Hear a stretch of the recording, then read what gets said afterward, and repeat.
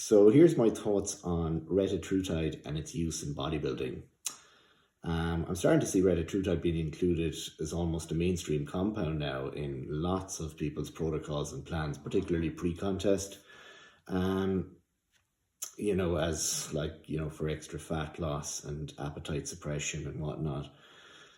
Now, this would make a lot of sense to people in the general population who are overweight, and, similar to Ozempic.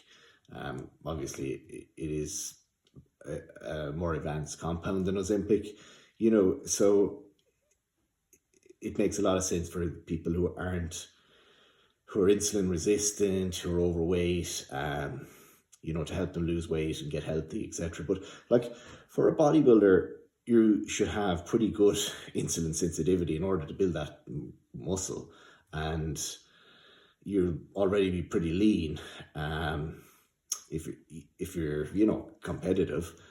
So and there's many other fat burners people use as well. So because of the appetite suppression aspect of it, that's what strikes me as like a really bizarre compound to include. And I hear people on about, oh, my appetite went, I couldn't eat the food last week, but I'm okay now. I had to lower my dose of Retatrutide.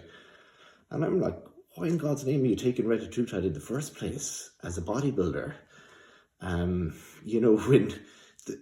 you ask any top bodybuilder what's the hardest thing in bodybuilding, it's the food. The amount of food you have to eat, in the off season to grow, and even pre-contest, the amount of clean food, the more muscle you have is, it's actually something to increase your appetite. You should need. And so I'm flabbergasted as to why this is becoming a mainstream compound in bodybuilding protocols.